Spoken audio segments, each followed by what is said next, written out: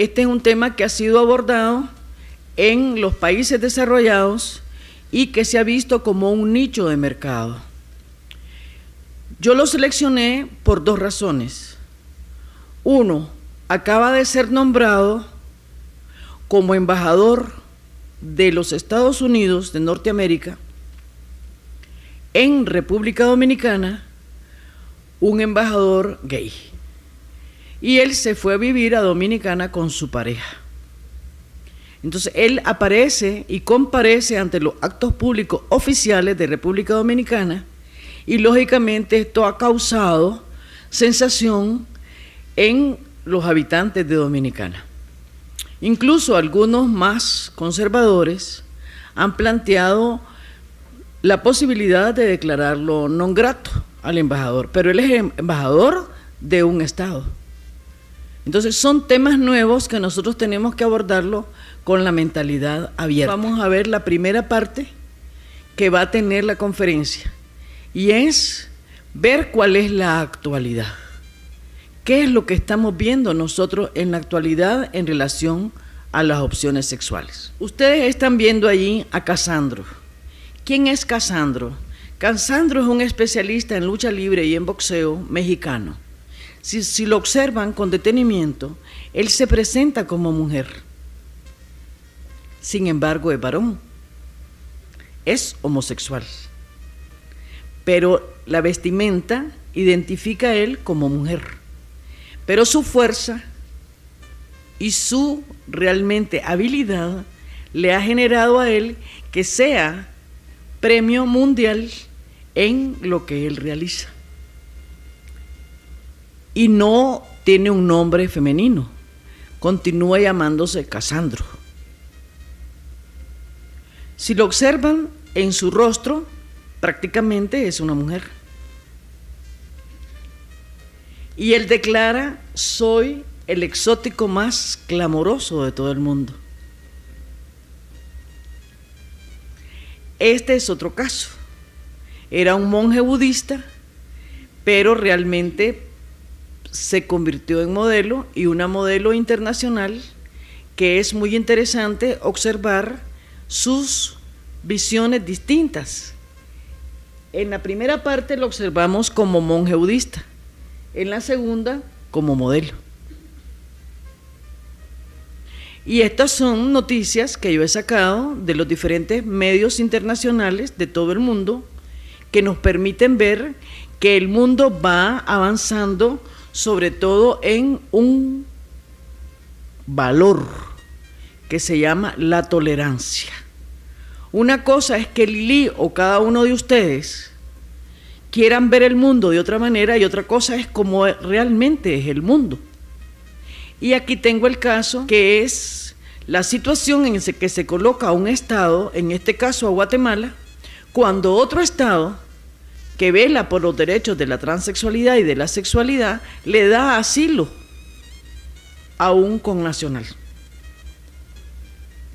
Aquí se establece que Dinamarca le ha dado asilo a una transexual guatemalteca porque fue el caso que yo seleccioné por estar en Guatemala.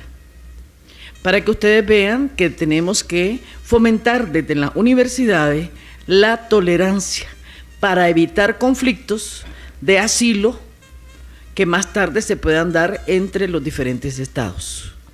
Porque un asilo implica también una regulación jurídica para dar este asilo. No puede ser que nosotros entonces estemos en un momento viendo el mundo de otra forma y que Dinamarca lo esté viendo de otra manera. Entonces nosotros tenemos que revisar qué es lo que hemos hecho mal o qué es lo que estamos haciendo bien y fomentar lo que estamos haciendo bien y revisar lo que estamos haciendo mal, para evitar que la imagen nacional se vea trastocada por problemas de la sexualidad. Veamos este otro caso. Shane Ortega, la batalla del primer soldado abiertamente transexual del ejército de los Estados Unidos. Este fue un artículo publicado por la BBC Mundo, en donde se establece que Shane peleó en Irak, peleó en el Golfo Pérsico. En unas oportunidades peleó como mujer y en otras oportunidades peleó como varón, pero en ambos casos peleó. Como soldado es soldado. El problema es la apertura que le dio el ejército de los Estados Unidos a la transexualidad. No sé si han visto o han conocido, de todas maneras es importante que discutamos sobre esto, la película que fue promovida para el Oscar. Se llama La chica danesa. Y la película está dedicada a él o dedicada a ella porque es quien abre las operaciones desde el punto de vista médico para hacer las operaciones de la transexualidad.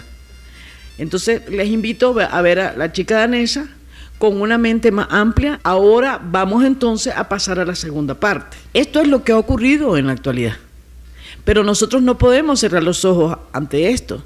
Educamos a los estudiantes para ser diplomáticos, para ser relacionistas internacionales y también para ser consultores en imagen pública. Entonces, ¿qué ocurre? En cualquier momento ustedes van a estar expuestos a una realidad. Y si nosotros, que somos sus docentes, no abrimos la mente y discutimos estos temas, es evidente que a ustedes los va a agarrar el tema en la calle sin estar preparados y sin las competencias pertinentes. Por eso es que se seleccionó el tema, para que ustedes puedan tener una visión más amplia, no necesariamente desde la perspectiva religiosa, sino desde la perspectiva científica y académica. De eso se trata. Entonces vamos a pasar a la segunda parte. ¿Qué es el marketing pink? Si ya vimos nosotros las opciones sexuales, nosotros vamos a ver que el mercado rosa o marketing pink forma parte de una de las ciencias. ¿Y qué cosa es esa ciencia? Las ciencias de la administración. El mercadeo o el marketing prácticamente es una rama de las ciencias administrativas. ¿Y qué son las ciencias administrativas? Aquellas que nos ayudan a organizar y a colocar un producto en una plaza con una determinada propaganda y con un determinado precio. El problema es que si nosotros tenemos, según las Naciones Unidas, un 10% de personas que tienen opciones sexuales distintas en una sociedad, si Guatemala tiene 18 millones de habitantes, para cerrarlo, prácticamente tendríamos nosotros 1.800.000 de personas que tienen opciones sexuales distintas en la nación guatemalteca. Y nosotros como marketing tenemos que dirigirles productos a un determinado precio y conociendo también las investigaciones que planteaba el licenciado Méndez Pinelo, así como lo hace la Cámara Gay y Lésbica de Argentina. Sin embargo, nosotros todavía estamos lejos de ver ese mercado, ese nicho de mercado. Si tenemos 1.800.000 personas y cada una de ellas gasta $10 al día, nosotros estaríamos teniendo una cantidad extraordinaria de dinero para venta de productos. O si nosotros ponemos $500 al mes, imagínense lo que significa 1.800.000 personas con $500 al mes para un mercado X. Esa es la situación. Entonces, el marketing pink no es más que una nominación, un constructo que se le da al mercado de las opciones sexuales y que se ve desde diferentes aristas, como nicho de mercado o realmente como una nueva modalidad para preparar el marketing. Vamos entonces a adentrarnos dentro de lo que es el marketing pink. Podemos verlo de diferentes teorías, desde la teoría de la administración, o también lo podemos ver, digamos, desde la visión sexual, desde el género. Podemos verlo también desde la teoría global, o también lo podemos ver desde las teorías sociológicas.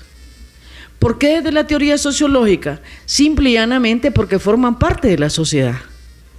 Nosotros tenemos una cultura, pero el hecho de ser homosexuales o de ser gay o de lesbianas prácticamente forman parte de una subcultura dentro de la cultura.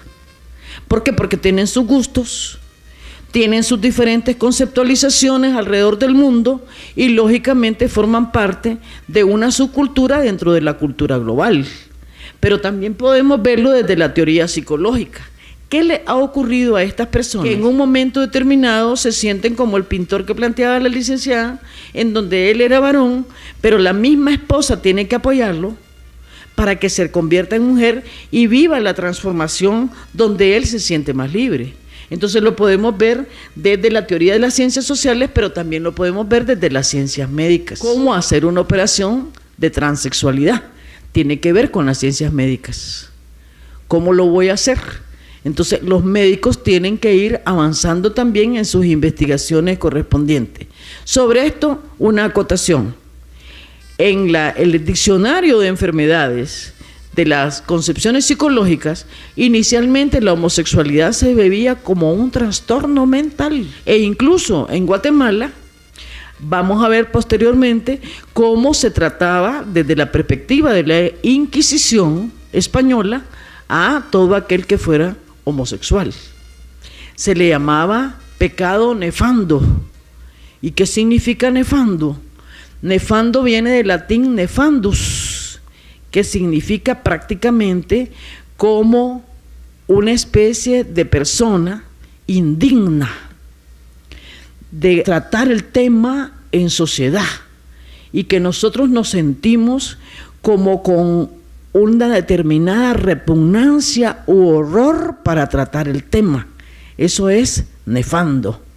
Pueden consultar también ustedes y expresarse en términos de lo que significa el pecado nefando.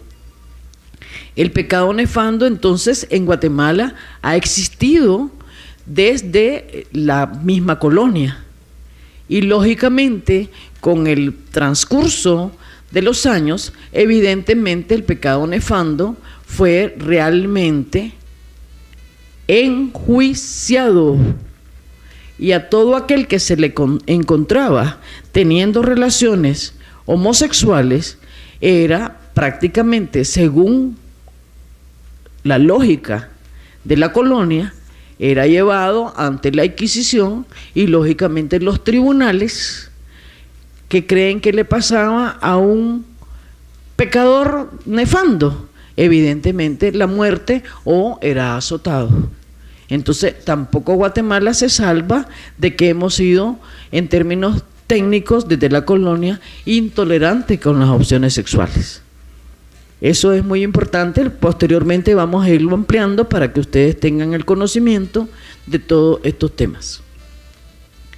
Decíamos entonces que hay diferentes concepciones teóricas para ver el fenómeno, pero nosotros vamos a verlo desde diferentes opciones teóricas. Y una de ellas es la opción que tiene el marketing, el mercadeo. O sea, cómo nosotros podemos entender que este grupo de personas, ya hablamos de 1.800.000 personas, pueden comprar determinados productos siendo satisfechos esos clientes. ¿Qué hacer? ¿Qué podemos hacer para venderle a personas que tienen opciones sexuales distintas? ¿Qué pensarían? ¿Cómo les vendemos? Conociéndolo a ellos. Entonces, de eso se trata esta charla, de que conozcamos más a ese grupo de personas y que lo veamos desde la perspectiva histórica. No solamente verlo desde la actualidad, sino verlo de manera diacrónica, a través del tiempo. Ver cómo ha sido abordado el tema y nosotros tener la mentalidad abierta, porque si nosotros no tenemos la mentalidad abierta, no podemos abarcar a este grupo de personas para venderle absolutamente nada. Podemos ver sus banderas, podemos ver también que la sexualidad a través de la historia ha existido, y lo vamos a ver a través de los glifos y a través de las paredes, e incluso a través de la connotación maya. Este es género, esta es la figura de una Venus. Si la observan, ustedes pueden ver que ella tiene, digamos, los pechos caídos porque ya dio de mamar, su vientre abultado porque ya tuvo hijos, y sin embargo su órgano femenino pareciera un órgano masculino, y sin embargo no es una figura que nosotros nos sintamos dichosos de tenerla. Ahora, con la lógica de la anorexia a nivel de modelo, pues esta no sería una Venus, sería una gordita, ¿Ya? ¿Me entienden? Sin embargo, es una Venus que en un momento determinado está referida hacia la fertilidad. Muy importante la lógica de cómo observamos los fenómenos de la maternidad. Y aquí nosotros vamos a ver con mucho detenimiento, ya en la primera figura, si se fijan en el trompetista,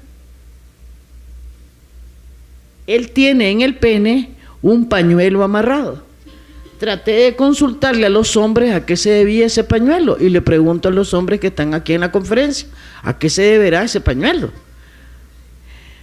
Algunos opinan de que el pañuelo es para proteger su caída de semen, pero otros consideran que el pañuelo fue usado para que de alguna u otra forma su semen no procreara.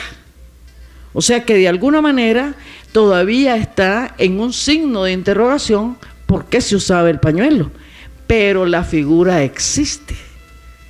¿Comprenden? O sea que nosotros todavía en América Latina y en Centroamérica no hemos estudiado a profundidad todavía la sexualidad de nuestros antepasados. Sin embargo, podemos observar con detenimiento y todos ellos llevan prácticamente el pene adornado. Interesante.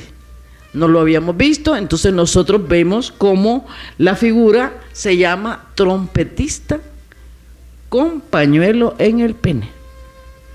Exotiquísimo, pero ya es importante verlo y esto nos da una visión de que todavía nosotros estamos en pañales en la investigación sobre la sexualidad. Aquí tenemos otra diosa. Esta es la diosa de la inmundicia, la diosa comedora de pecados.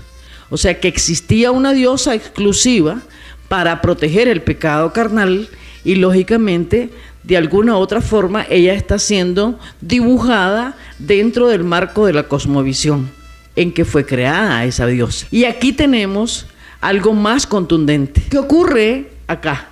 Aquí ocurre una especie de autocircuncisión. O sea que el hombre agarra su pene y se circuncida. En las tres imágenes lo pueden ver que él tiene un plato y sale sangre porque hay una autocircuncisión. ¿A dónde hemos escuchado la circuncisión? En los judíos. Sin embargo, nosotros estamos observando en un mural prehispánico prácticamente una circuncisión. Interesante también. Entonces, no es vagancia de la doctora Soto andar investigando todas estos murales, sino más bien es una visión histórica que de alguna u otra manera nos da a nosotros el hecho de que estos problemas de la sexualidad han existido desde que el hombre existe y que todavía no lo hemos estudiado en América Latina y mucho menos en Centroamérica. De eso es lo que es importante discutir. Ahora vamos a una fase donde las mismas tribus o las mismas opciones sexuales van generando un culto al falo. Y entonces uno encuentra falos de todo tipo y de todo tamaño. Así es que todavía podemos nosotros revisar no solamente las culturas a nivel mundial, sino ya empezar a ver las culturas en Mesoamérica. Se han encontrado 47 falos de grandes dimensiones y de similar material. Aquí están unos que son representados en piedra, en arcilla, en concha, y eran portátiles, o sea que existían juguetes sexuales desde la época prehispánica. Pero falta ver estos otros que son empotrados en la pared. Mírenles los tamaños, exotiquísimos. Vemos otros que son más grandes, interesantes. O sea, y existen. ¿Y a dónde están? En Yucatán. ¿Qué es la cultura de Yucatán? Cultura maya. Entonces hay una expresión artística, escultural, sobre el hecho de la sexualidad en los mayas. Y aquí está un prisionero con el pene erecto, y se llama prisionero con erección. Algunos consideran que debido a la tortura o al procedimiento de interrogatorio, esto provocaba que él se pusiera erecto. Pero también en Egipto y en las primeras etapas del desarrollo hay realmente una revisión global sobre el texto.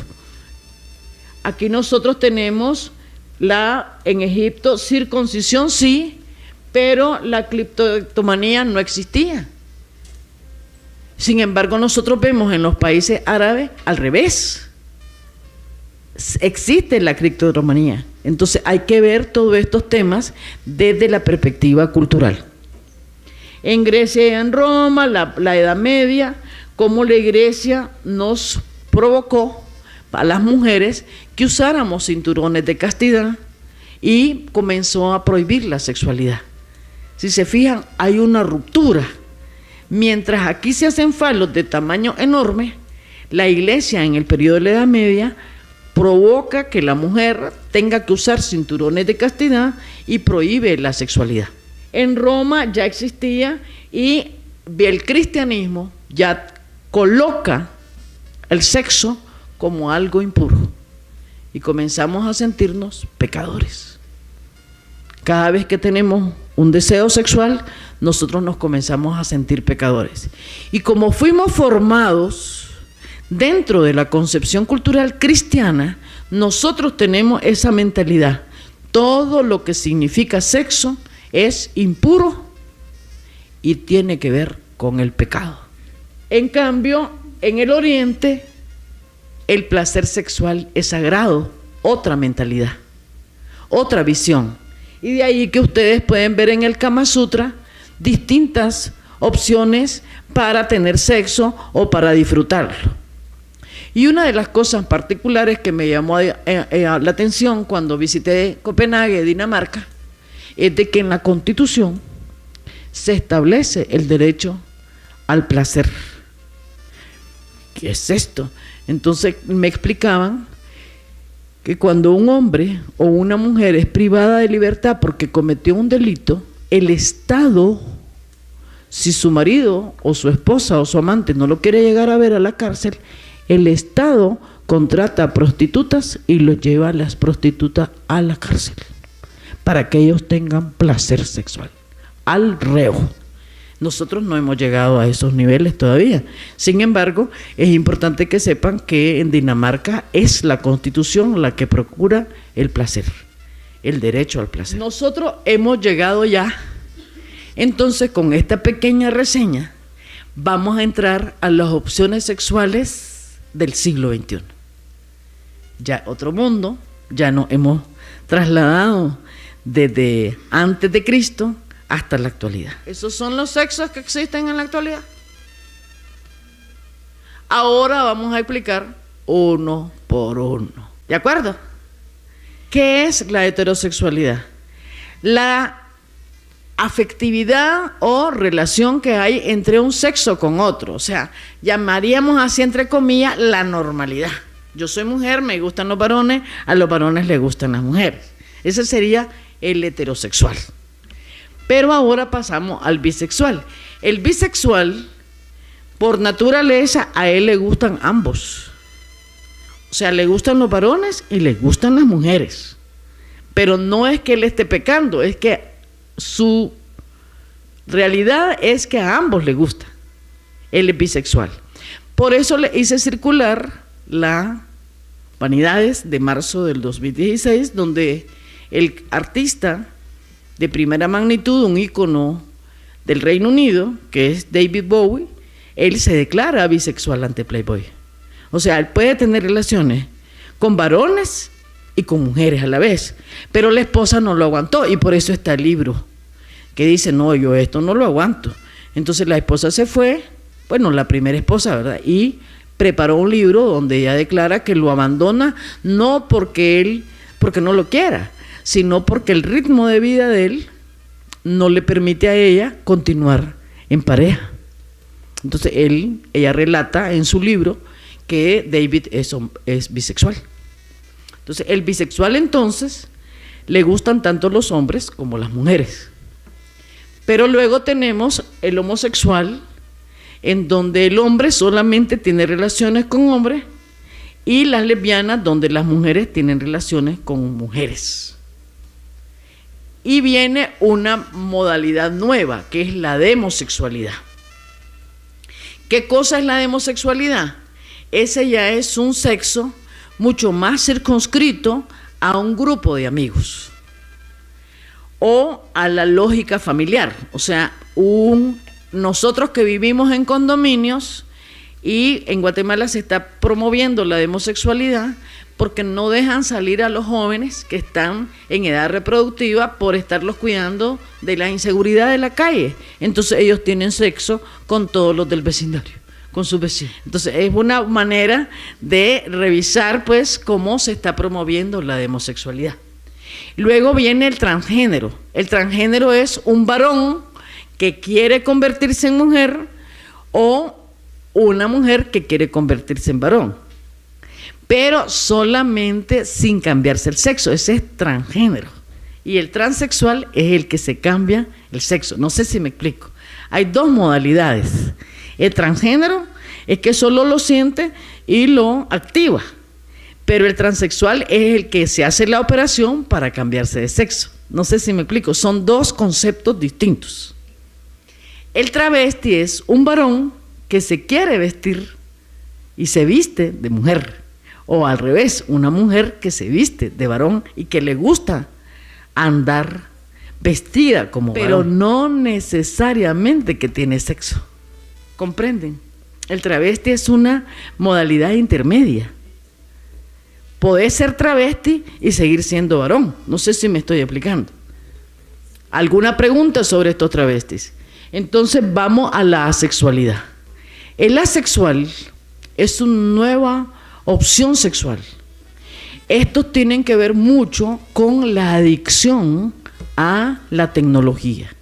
Ellos tienen sexo virtual, pero no tienen sexo real. Entonces dirán, doctora, ¿y hay capacidad de que en Guatemala hayan esos casos? Ya hay casos de asexualidad entre nuestros estudiantes. Esta asexualidad se observa en que el estudiante se masturba solito, probablemente sea onanista, pero también en Europa usted va a los sitios donde te ponen películas y entonces no necesitas ni una mujer ni un varón, sino que vos solamente ves las películas, tenés sexo solito y entonces hasta cierto punto sos un asexual. Pero aquí se ve como un producto de la adicción al sexo de manera virtual. Él es asexual. Y luego viene el transexual, el que se cambia de sexo, como en el caso que planteaba la licenciada del pintor de La chica danesa. Ese sería un transexual. El pansexual, ese es más completo. Ese tiene relaciones con cualquier sexo, pero también tiene relaciones con aquellos sexos de intermedio. O sea, el pansexual puede tener relaciones con un travesti, con un transgénero o con un bisexual. ¿Me entiende? Ese es de todo. O ese es holístico. Llamémosle integral. Va con todo. Y los otros, estos bir y líder, son derivados de la homosexualidad. El bir es el gordito, peludo, pero gay. Y los otros son los que se visten de cuero a través de los adornos, de los accesorios. Siempre gustan andar de chaquetas de cuero, chumpas de cuero, botines, etcétera, etcétera. Y ellos son llamados los líderes. O sea, eso tiene que ver con su manera de vestir, pero son homosexuales. Y el trisexual es el que puede tener relaciones heterosexuales, bisexuales o con alguno otro de los señalados ahí. Entonces, para hacer un marketing pink, necesitamos caracterizar toda esta nueva visión de los sexos. Porque no podemos nosotros preparar una campaña para el marketing pink si no tenemos claro toda esta variedad. que en la actualidad, probablemente ahorita yo esté preparando esta conferencia y sin embargo ya en la actualidad podemos tener una nueva categoría. No sé si me estoy explicando. La orientación sexual, solamente les puse allí en rojo, es la atracción emocional, romántica, sexual o afectiva, duradera hacia otros, y ustedes pueden encontrar todo esto en APA. En APA, porque APA es la Asociación Americana de Psicólogos, y allí ustedes encuentran todo esto. Y sin embargo, uno puede perfectamente globalizar cómo es que va haciendo las terapias, y hay unas terapias que a mí me llamaron la atención que se llaman terapias de conversión. Algunos psicólogos consideran que tal vez por diferentes razones psicológicas la persona puede tener un momento, una opción sexual y luego otra, y por eso es que llaman ellos terapias de conversión. Pero otros consideran que la tal terapia de conversión no funciona para nada, sino que es solamente una modalidad psicológica para entender de alguna otra manera la opción sexual que esta persona ha asumido. Es importante tener claro que en 1973, aquí en rojo, la Asociación Americana de Psiquiatría confirmó la necesidad de una investigación nueva y suprimió la homosexualidad del manual oficial. Porque antes, yo les explicaba, la tenía como una desviación mental, como digamos, como que el homosexual era medio loco. No, nada de loco. Lo que tiene es que es una opción sexual distinta. Y entonces en 73, la misma asociación obligó a hacer investigaciones. Aquí viene una pregunta que mismo APA se contesta. ¿Pueden ser buenos padres? Para algunos, como nosotros, que estamos acostumbrados a tener familias distintas, prácticamente nos sería un poco confuso entender que pueden ser buenos padres. Pero es que no son monstruos, lo único es que tienen una opción sexual distinta. Y aquí viene otro proceso que ellos llaman proceso de destape. ¿Por qué a este proceso se le llama de destape? Porque alguien que es homosexual necesita exponerle a un tercero su situación. Y entonces los psicólogos llaman a esto el proceso de destape. Y así, con ese nombre, es que se ve. Es lo que nosotros llamaríamos camuflajeadamente salir del closet. Los propios psicólogos le llaman proceso de destape, o sea, destaparse. Y luego, esto sí es muy importante, la mayoría han sido reprimidos y han sido víctimas de golpes, de maltratos, de indisposiciones de la gente común y corriente, etcétera, etcétera. Y luego ya viene cómo ellos se van identificando dentro de la sociedad y van creando sus signos, sus símbolos, sus íconos. Íconos de la moda, íconos del color, etcétera, etcétera. Entonces aquí les puse yo una batería, llamémosle así, de banderas, de objetos, de íconos. Y aquí ustedes pueden ver la bandera del arco iris.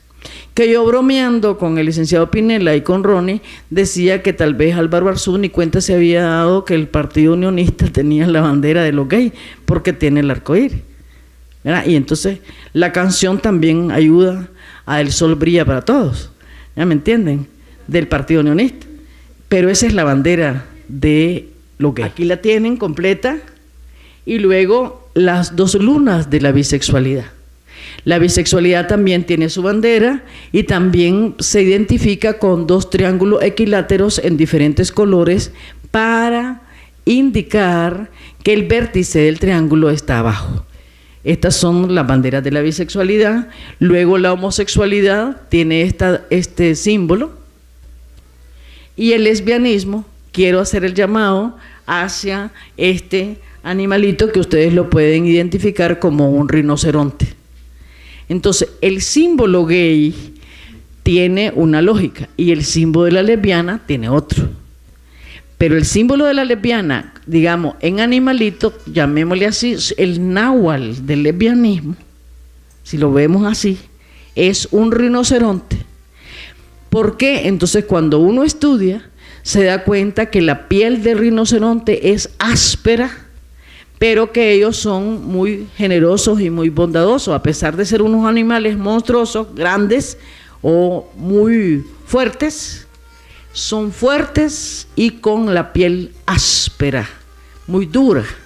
Entonces el lesbianismo considera que ellos están siendo maltratados por el resto de las personas y por eso es que escogieron al rinoceronte como símbolo. Es interesante observar también ese detalle que ellos identifican de cómo los maltrata el resto de las personas. Entonces ellos, para ser lesbianas, tienen que tener una piel muy dura como el rinoceronte. Eso significa también un rechazo a la forma en que han sido maltratados y tratados en el seno de la sociedad. Aquí viene la bandera transgénero, que es que yo me siento mujer, pero quiero ser varón, y entonces también tengo una bandera. Y la pansexualidad, que ese era un poco en la línea de Liliana, para que vea que esos son para todos, ¿ya? O sea, ese es. Aquí les puse un texto de que ya en México se hizo una investigación sobre el marketing pink para poder lograr atender a toda esta sociedad que de alguna otra manera representa una subcultura. Entonces, ¿qué es el dinero rosa? El dinero es el que ellos ganan y que usted va a tratar de jalarlo para el marketing pink. Por eso se llama dinero rosa. ¿Qué otras cosas podemos denominar? Si nos fijamos, hay una cultura dinky. ¿Qué es la cultura dinky y por qué? ¿De dónde viene esa palabra?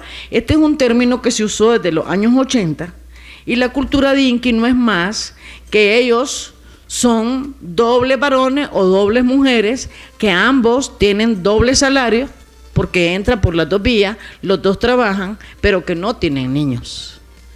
Por tanto, si yo soy una mujer casada con un varón y tengo un bebé, yo voy a invertir en ese bebé.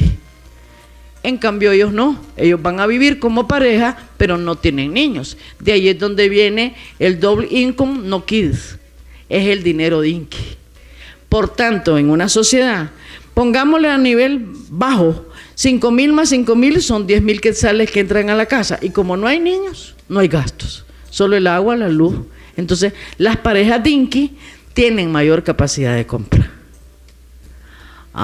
Entonces el marketing pink tiene una posibilidad real de poder optar a venderles artículos de una diferente precios a los de la cultura dinky. Aquí me quedo. ¿Cómo lo ven? Ahora vamos a revisar cuánto se gasta en cada país del dinero rosa. Y van a ver las cifras y nos vamos a asustar. La libra rosa. En Estados Unidos se gastaban 641,000 millones de dólares en el año 2006. Solo en cultura dinky, en los Estados Unidos. Luego tenemos en el Reino Unido 6,000 millones de libras. ¿Qué significa eso? Comparémoslo con Guatemala. Todo lo que mandan los chapines que viven en los Estados Unidos, 7,000 millones al año. Esto es al año. Es el equivalente a lo que envían las remesas en un año. Luego la vemos en México y tiene una cifra de 4,663 millones de dólares en México. Y en Guatemala yo le puse futuras y posibles investigaciones, porque al rato hasta una de tesis de ustedes puede ser sobre el marketing pink. ¿Por qué no?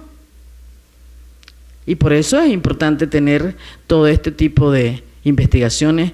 Ya tienen más o menos creado el ambiente para que la gente pueda trabajar. Ahora, ¿qué tipo de cosas compran? Buscan, dice, coches de éxito, sexys. En cambio, las lesbianas prefieren coches prácticos, respetuosos con el medio ambiente, o sea, son ecológicas y comprometidas socialmente. Ahí tienen ustedes los gustos, pero todavía no hemos investigado en Guatemala cuáles serían los gustos. Ahí es donde está el kit del asunto.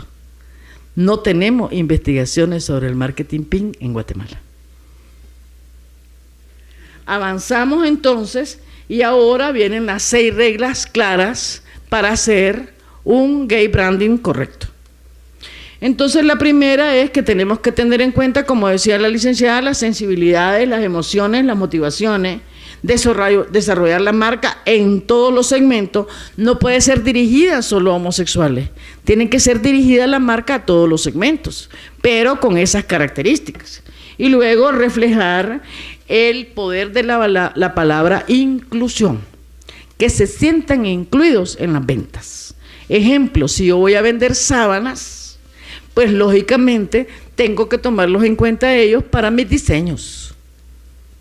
¿Para qué? Para que esa población compre los diseños porque ellos han intervenido o ellas han intervenido en la elaboración de los mismos, con sus ideas, con sus opiniones, con sus valoraciones. Y luego tenemos que la estrategia debe estar integrada a un proyecto global de marketing. Para finalizar, no sexualizar, porque no podemos dirigir esta camiseta es para los gays, no podemos. Y luego usar la variedad de todas estas opciones sexuales para construir la estrategia, para que nosotros podamos tener una buena venta, elevar las ventas, pero tomando en cuenta de manera segmentada a toda esta población. En síntesis, tolerar. Esa es la clave, la tolerancia. Segundo, investigar. Y tercero, tener las propias habilidades para saberle vender a este sector, a este segmento. Si tú vas a venderles a ellos y antemano tú eres homofóbico, no les vas a vender nada. Nada. ¿Por qué? Porque ellos van a detectarse, no sos empático con ellos. Muy bien, hasta aquí los dejo.